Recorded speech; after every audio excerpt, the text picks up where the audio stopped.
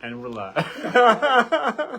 Let's hope third time's the charm. Maybe. Okay, we see we've lost Tiki Man. Look, it would be boring if it just worked. If it just worked, sure. Come on. Apparently, our internet in this area is having trouble. We just did some speed tests, and it's looking pretty poor. We're going to have a conversation with our service provider later, but in the meantime, let's see if we can't actually get through this. We were talking about the Toadstool Terror, where you can see him in the film, and the fact that he's a nice, big, chunky maquette, a little bigger than, well, actually bigger than a lot of the sort of average size ones. We were about to look at the sketches Judy did. Judy initially was very humble about the idea of doing sketches. She kind of said, oh, I'm better at sculpting than I am at sketching. But then she offered to do a quick test to see, and it was beautiful. And of course, the sketches she wound up doing for the edition are even more beautiful. They're really, really nice.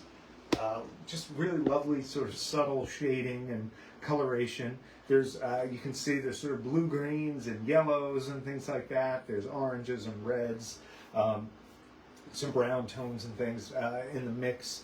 There's you know, there's only so much variation you can do with this guy, but she did a really nice job of making each one look very thoughtful, very intentional, and very like something that she spent a little bit of time on and put some love into, which is outstanding. And it's another, you know, it's just another little bit of variety in this already wonderful line. We've now got, oh gosh, how many people have sketched for us in this line? Tom Santamon, Tony McVeigh, Phil Tippett, Ken Ralston, Chris Wayless, Dave Carson, now Judy. I think that might be everyone so far. If it is, that's 7. There may be more. But it's just, it's really nice adding that variety to the line, and that each one of these is so unique, so different, so special, and they all have their own style, and they all put their own spin on it. And that was really what we envisioned for the line from the beginning, was that you'd have something that, you know, really was a piece of the creators when you're getting one of these. So tomorrow these come out noon Eastern. There are 55 in the Legacy Edition. The Legacy Edition gets the plaque with the original hand-drawn sketch. And then there's the Signature Edition, 125 pieces. That comes with Judy's signature. Judy, again, was the sculptor on this. Based on a really loose sketch by Joe Johnston. Actually, a fairly tight sketch, but by the time it got to Judy, it had been photocopied so many times it was loose. So she put her own spin on it. I believe Judy also fabricated the full-size one, which she called, actually, production called the Wonton Terror, because he started looking like Chinese food for some reason. Each of these is made in our New York studio, hand-painted. If you look up close, I don't know if I'm getting in there enough, but there are glass eyes on each one of these, which is a really nice touch. It's one of the first ones where we were able to do that just based on the design of the character. They were able to be put in after the fact. And it's a really nice little extra bit of dimension on this guy when you get him up close. You know, looking at him between Max and Droopy, like he is in the movie, after Hans thawed out, you can just see the sense of scale of this guy. He's actually on the same base as Droopy, but it's just night and day in terms of the mass of this one. So tomorrow, 12 noon Eastern, you can pick these up. I would expect, if the Legacy Edition sells like the rest of them have been going at 55 pieces, that's probably not going to last super long. The Signature Edition might be a different story, but if this is something you want, take advantage right away. Noon tomorrow, regalrobot.com/Star Wars. You can find the whole line. And of course, there is a payment plan. This one is just $3.99 for the Signature and $6.99 for the Legacy. The Legacy gets you the one-of-a-kind hand-drawn sketch by Judy Elkins, who who sculpted this beautiful, creepy, terror-inducing maquette for the production. Speaking of terror, if you haven't yet, look up Star Wars Replicas account on Facebook. Gabe made a really fun video of this, which included a stop motion of Man, which I think stopped Ian's heart when he saw it, I assume. Ian also reminds us that Nilo sketched for us as well. Ah, Nilo, so yeah. That's 8. Mm-hmm. There you go. Yeah, we've got quite the line going there. Yeah, Ian also says that these sketches have me really excited for what she can do with Yak Face. I mean, that might be a fun thing to explore. Mm-hmm.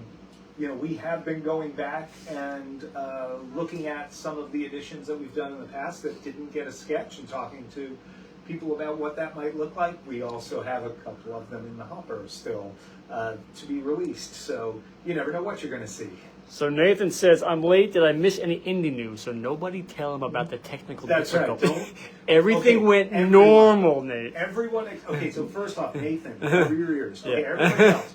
Tell him this was amazing. It was smooth. It was the best production. No you've ever hiccups, seen no from us. internet issues. Rob and I both look very handsome today. Like just all of that stuff. Okay, Nathan, you can unplug your ears. We're good to go. Crap, he wouldn't have heard me say No, that. not His at all. ears are plugged. He's never going to hear the rest of this. No indie news yet. Why don't we dive into questions while we still have a feed? I could start with some indie questions. Sure. Brenton is asking, for the Golden Idol, will the base be something similar to past indie prop replicas with the brown base, or could we see a really cool stone base like from Raiders? Much more likely the brown base right now.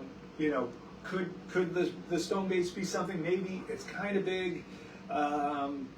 We try not to get too themey in the prop replica line. This is the archive collection. We want it to feel like the piece from the archives and be a little more about the prop than the scene. But who knows? Maybe there's something in the future like a decor piece that. Sticking with the Idol, Jordan is asking, I know it's a ways out, but maybe a possible price range for the Golden Idol. Jordan, it's still a ways out. For anything, especially given the current environment out there, we're going to hold off until things are much closer till we can talk price on that one. We have a lot of indie questions. Oh. Rob F. Yeah. Is the Indiana Jones fedora wearable or a static prop? So it's funny. I think a lot of people misread our initial sort of coyness about this. And some of that was because we had been given some cautions on the licensing side of this.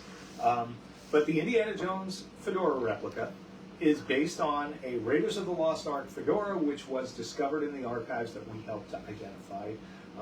Pretty freaking amazing to be a part of that, by the way.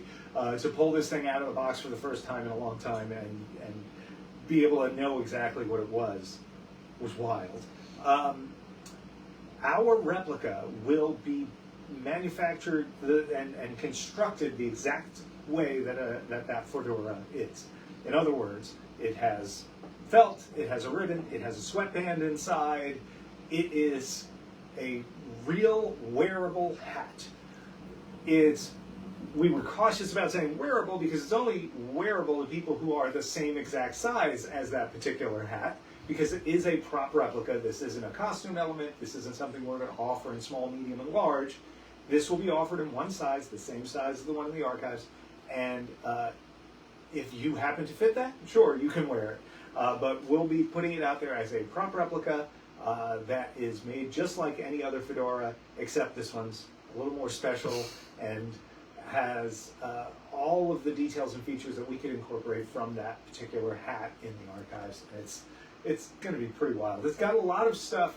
It has a lot of elements to it that I feel personally, as someone who's followed indie gear since the late 90s, I feel we're gonna have stuff involved that people haven't seen or people never have gotten right.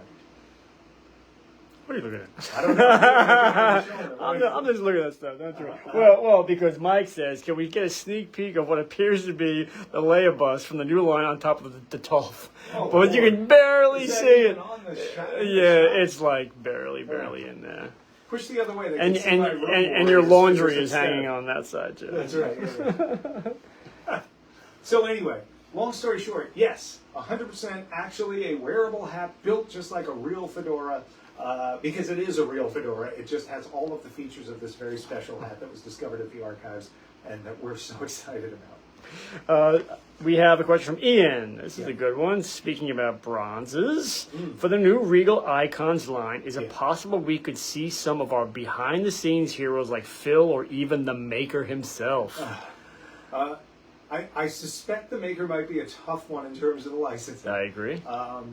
That sounds just like the sort of thing he'd be into. I'll just leave it. Yeah.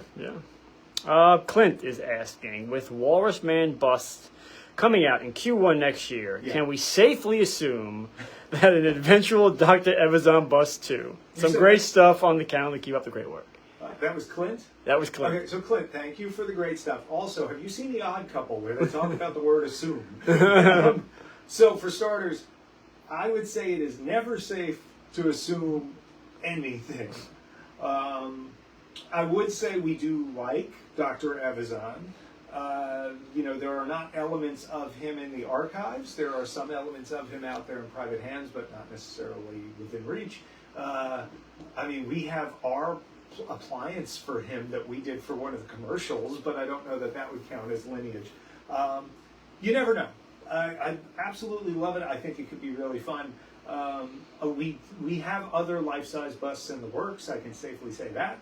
But I don't know that I would assume Dr. Evazan is coming just because we're doing Walrus Man. Well, Ian says, Phil. So.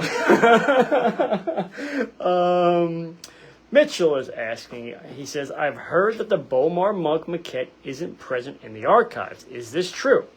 Also, are there any other maquettes that we see in the behind-the-scenes photos or videos that aren't around anymore and therefore wouldn't be able to be recreated?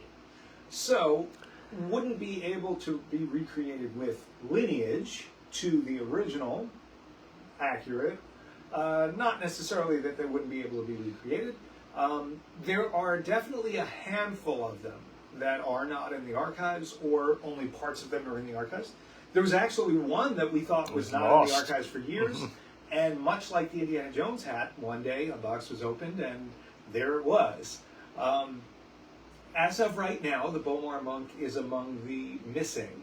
That doesn't mean that he's not there. It could turn up. There are other ways to approach that one in particular, being that he's made out of model kit parts, that you could have the lineage to the original parts, if not the original sort of sculpt, so to speak. But he is probably lower on our list right now because of that. We have such great scans and lineage of so many of these. Our thought would be, at least for now, to focus on the ones that we're actually, hands-on with. And, I would never rule that out, though. John is asking, are there any Yoda maquettes from the OT or PT that could be down the pipeline in the future? Interesting question. So I don't believe there are Yoda maquettes from either. Well, there is one Yoda thing, but it's not a maquette. Yeah. And then there's actual Yoda elements. From the prequels. Yeah, I know what you're talking about. But no, there are Yoda things there, but not necessarily what I would call maquettes. That does not mean that there could not be Yoda stuff in the future. But in terms of maquettes and concept ideas specifically, really Yoda kind of went from sketches to Stuart Friedland's brain to his hands and clay. So, there's not really a maquette from there. And apparently for the sequel trilogy, it looks like, if there were any for episode 1, I haven't seen them. We haven't seen them yet. I wouldn't doubt that Nick Dudman might have done some, but it does seem like he went right to life size. All right. Another one from John. With the mask line being scaled down, would it be possible for some of the bigger one-to-one maquettes from the prequels to be giving a similar treatment? I would not rule out scaling down a maquette in particular. I think because there's some of those prequel ones that at full scale, I don't think you'd get people to pick those up. Like there may be two, they probably put them at a different price point than the rest of the maquette line. It's an idea. Yeah, I mean, and then the idea of I wouldn't want to muddy up the idea of the scaled props and the maquettes. I'd kind of just keep those together, and maybe, every once in a while one of the maquettes has to be scaled. That's an interesting thought. Do we want to show the scaled? Yeah, I replicas? think that's a good segue. Maybe. I'm just going to say one thing. Christian popped something. It was "Hello, fellow Roboteers," and that's like the third time I heard that today on here. So, Roboteers. so I think it's sticking, Tony. It could be a thing. Yeah. I think Tony started something. Claw 2. So let's maybe put these guys up front. And you can start to get a sense of the scale of these guys here. I believe they're roughly 40% of the original masks. So if we've got Claw 2, you've got to have Barada. If you've got Barada, you've got to have, God, they're heavy is what they are, Nikto. So there's the 3. Careful when you go back, you don't want to show Everything. that what looks like Leia in the corner too closely. So here's our 3 new boys. I'm really excited about this line. What I love about it is that we maintain the maskedness of them. That you have this sort of the stitching around the perimeter. You have the stitching holding the Velcro in this particular mask, which is a really neat thing. And the way it makes all the rubber pillowy around it, where it's cinching it down over the foam. The split up the back, the fact that you've got lenses on Claw 2, but on these other 2 you don't. So we just have those black hollows, just matte black in there, so that it feels like a display of the mask and not just some bust of the character that maybe any other statue company might do. Again, you've got the split up the back. You've got the stitch line around the perimeter of him, which is how they sewed on. There was a little, almost like an undershirt, like a little T-shirt that they sewed onto these Velcro under the actor's armpits. And on him, you've got that puckering all the way down the split from where the latex was. You can actually see the stitches all the way around. These things are loaded with all of the details of the original, but in a way that saves you some shelf space and gives you a way to bring home a much bigger collection of the archive than maybe you could have if these were done at life size. They're also going to be a really great price. I don't think we've said it out loud. And I'm trying to remember where we said it. You and me both. So maybe we don't say it out loud. But soon. Well, yeah. You know what? We could say they'll be about $225. Yes, that's a very good. And what that means, let's put a plus or minus $5 on that, because we have to look back to see whether they wound up $219 or $229. But that's the range that we're talking about. They are going to be limited editions of 250 pieces each. And in fact, here, if we go to the underside, I don't know, how's reflections or anything? No, I'm okay with it. Yep, perfect. Oh, he's heavy. Be quick. So, as you can see there, you've got the character name, the archive collection logo, and a space for them to handwrite in the edition of the piece. Each one of these will be numbered on the bottom. There's not going to be a plaque with them. This is not sketches and such right now. This is, we're focused on getting these out here at a really, really good price above all. We want this to be a line that we can really dive into. We've been exploring all of the little maquettes, and to me, to be able to have the chance to get something like this for half the price almost of a standard kind of maquette, I think is a no-brainer.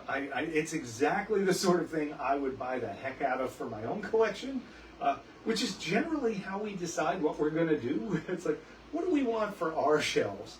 And for me, it was going to the archives all the time, seeing these masks, and knowing, we have life-size busts and masks and things like that in the works, but there's, years of product to get through all of the stuff we would want to, and not everybody has the room for that.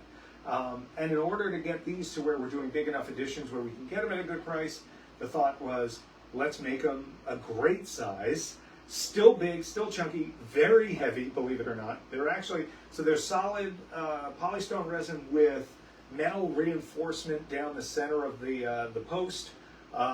They are beautifully hand painted. We spent a lot of time working on the paint masters for these, and we have a partner factory that just knocked the paint out of the park on the first try, which really gives us such great confidence in the rest of the run. There are people that have been working with us on things like the Cherubim for the Indiana Jones line with us, and some other projects for the future.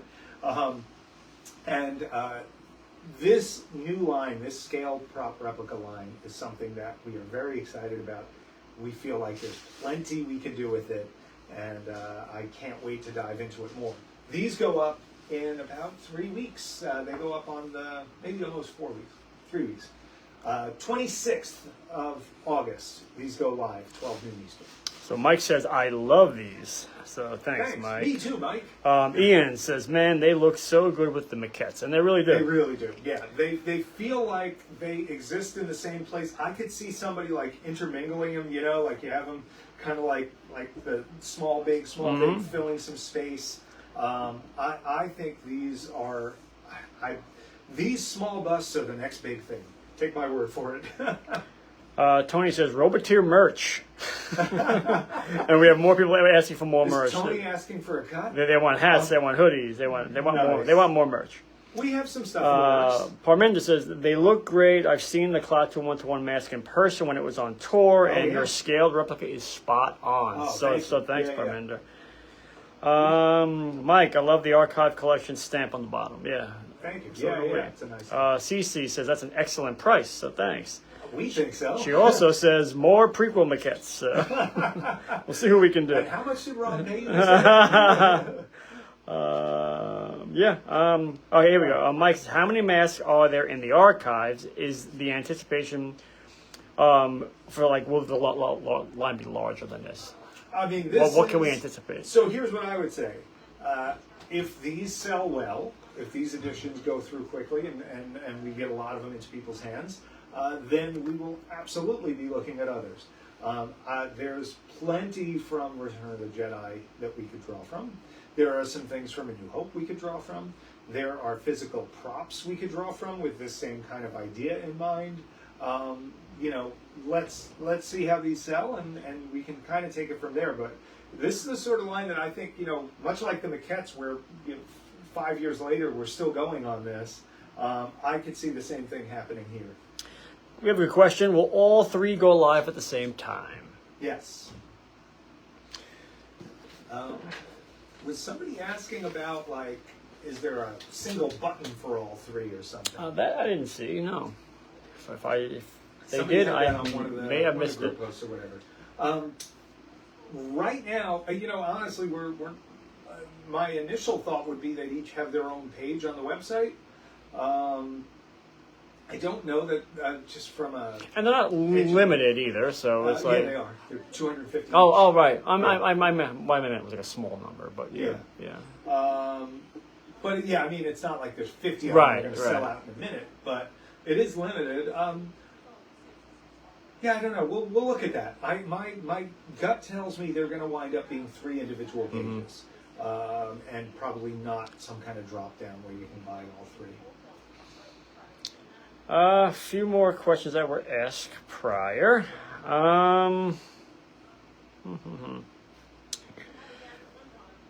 Is it possible that we can get 2 separate legacy sketches for the Tauntaun? One for the final version and one for the concepts? I mean, I could certainly see doing the final version. I think the concept Tauntauns are maybe a little too loose for that. But you never know. It is Phil. He loves loose. So you might. Yeah, right now I would lean much more towards the final Tauntaun. Yeah, me too. Yeah.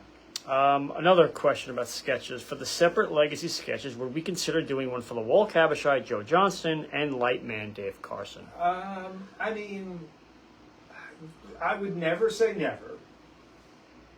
I would imagine it would probably be tough to do Walt Cabashai. You know, you have to think that that's something we asked about when we were doing the line originally. when we were doing that release, rather. Lightman, man, you know, the best thing about Dave Carson's work is all the color and watercolor he does. It'd kind of be a shame to have him do a whole bunch of plain white aliens without a lot of detail, but I wouldn't rule it out. That might be lower on our list just for those reasons. Going back to the scaled mask, he says, I have busts about that size with lesser paint, and those cost more. Really cool line. So thanks. Yeah. And these are lineage, scanned right off of the original masks. All of the detail. And someone is asking, is there a package deal if they buy all three at once? At that price, no. If we were selling these for like $500, you know, more than double or whatever, yeah, maybe we would do something like that. We have cut these to the bone so that everybody who gets them gets a chance to get the best price, not just people who buy all three. All right, Ian has a question that we'll probably hear a lot. If you buy all three masks, will you have the same numbers for each? Ooh. Probably not. To be determined in this case. That may be tough. Yeah, that might be a little tricky in this. Another sketch question. Is the legacy sketch for Droopy McCool from Jeannie Lauren possible? It's something we've talked about. Not everything is possible. It's down to what people are comfortable with and what their skills and specialties are and things like that. But, you know, never say never. I feel like that's my answer to a lot of stuff. Tiki Man is saying, is there a Disney era equivalent to the archives, allowing Regal Robot scanning access to maquettes, models, props, etc. from the films and shows since The Force Awakens? So yes, Lucasfilm does, modern Lucasfilm, owned by Disney, does maintain its own archive for the current TV shows, movies, etc. It is not as expansive as George's Skywalker Ranch archives, which is where everything from the original trilogy and the prequel trilogy are, and the first 4 indie movies. But it does exist. They do take great care of all of the stuff they have, and we have seen things through them, and we have scanned things through them, and or had other types of access because of that. And they're good folks over there. We've, even prior to some of this, we had worked with them in the past doing things like custom mannequins for some of their displays and little restorative type work and things like that too. So yeah, it exists. It's great. We do have some access to it, and it's something we're always looking at when we're making new stuff. Tony's asking, is a scaled Wolfman mask a possibility? I mean, yes, but maybe that's lower on the list than some of the other ones.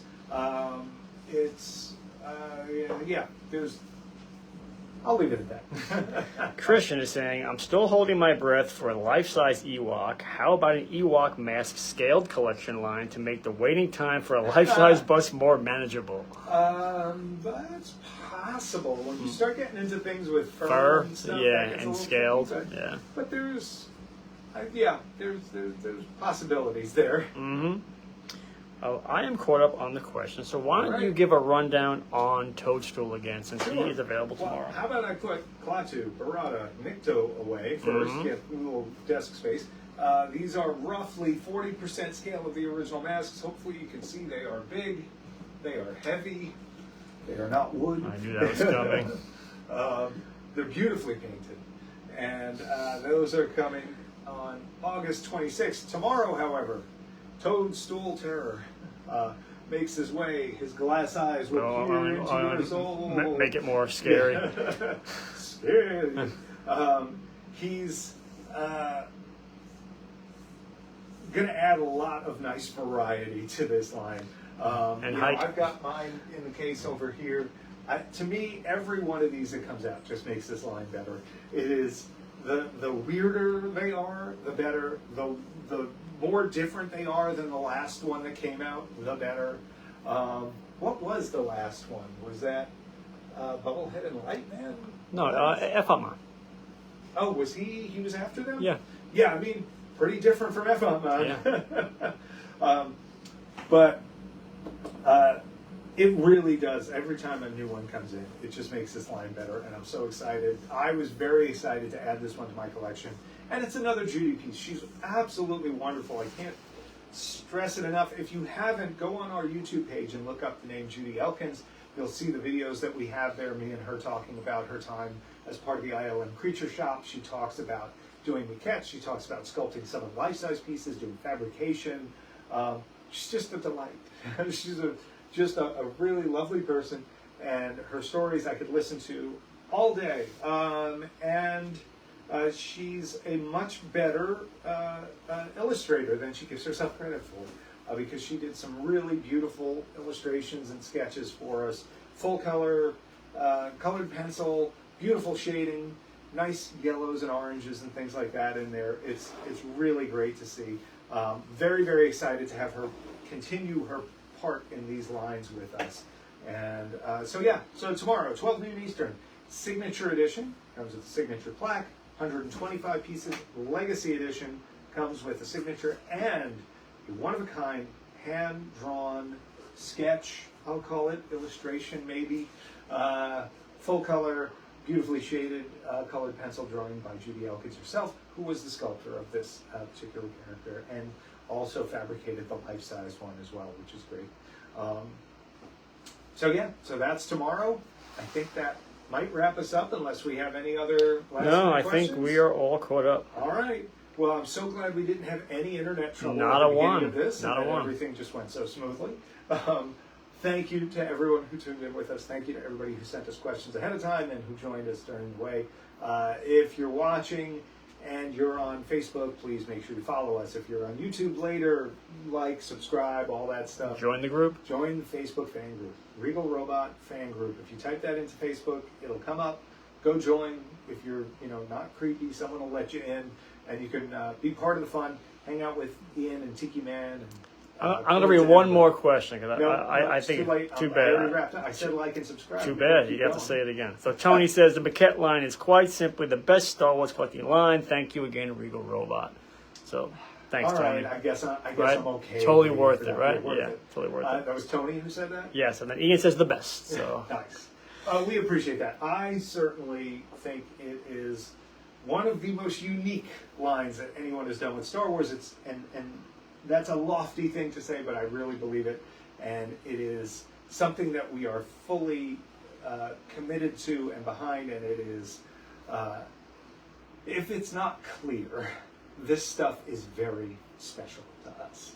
And nothing that we do is for the money or because it's popular or because we think someone out there wants to buy it. It's all because we absolutely love what we're working on and the stuff and the people behind it and the folks that we celebrate. And for us, every piece we do is just an honor to us. And I'm thrilled that so many people want to give our work a home and that we are able to shine a spotlight on the people behind the scenes who inspired us for all these years, but maybe people knew their work but not their names, and now they know both, and they're bringing home a one-of-a-kind piece of art from them, or a signature, or a beautiful 3D scanned replica of their work. It's pretty special for sure. We're very proud to be a part of it, and we thank all of you for welcoming these pieces into your homes and us into your phones with Facebook Live. When the internet lets us. with no complications. Thanks, everybody, for watching. We look forward to the next one. We'll see everybody tomorrow at noon for these. August 26th for the mini masks. And have a good day. Bye, guys. Bye.